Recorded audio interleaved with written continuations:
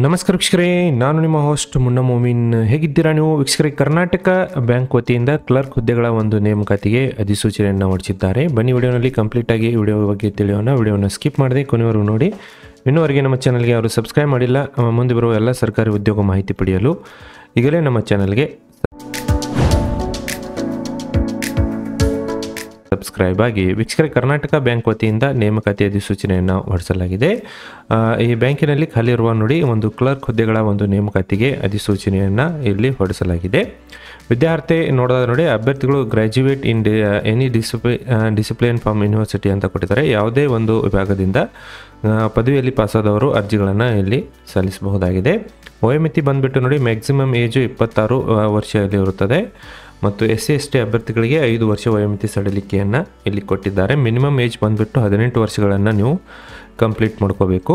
Application fees ನೋಡಿ, general ಮತ್ತು OBC ಕ್ಯಾಟಗರಿದವರಿಗೆ 700 ರೂಪಾಯಿ, SC/ST ಕ್ಯಾಟಗರಿದವರಿಗೆ 600 ರೂಪಾಯಿ ಇಲ್ಲಿ ಒಂದು ಅಪ್ಲಿಕೇಶನ್ ಫೀಸ್ಗಳನ್ನು ನೀವು ಆನ್ಲೈನ್ ಮೂಲಕ ಪಾವತಿ ಮಾಡಬೇಕಾಗುತ್ತದೆ.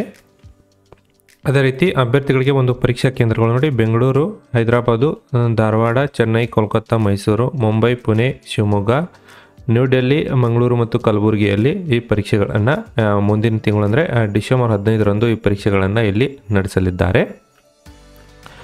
ಇಲ್ಲಿ ಇಂಪಾರ್ಟೆಂಟ್ ಡೇಟ್ಸ್ ನೋಡೋದ ನೋಡಿ, ಆನ್ಲೈನ್ ಮೂಲಕ ಅರ್ಜಿಗಳು 20 ನವೆಂಬರ್ 2024ರಿಂದ ಪ್ರಾರಂಭವಾಗಿವೆ ಮತ್ತು ಅರ್ಜಿ ಸಲ್ಲಿಸಲು ಕೊನೆಯ ದಿನಾಂಕ ನೋಡಿ 30 ನವೆಂಬರ್ 2024 ಕೊನೆಯ ದಿನಾಂಕವಾಗಿರುತ್ತದೆ ಮತ್ತು ಆ ಒಂದು ಪರೀಕ್ಷಾ ದಿನಾಂಕ 15 ಡಿಸೆಂಬರ್ 2024ರಂದು ಪರೀಕ್ಷೆಗಳನ್ನು ಇಲ್ಲಿ ನಡೆಸಲಿದ್ದಾರೆ.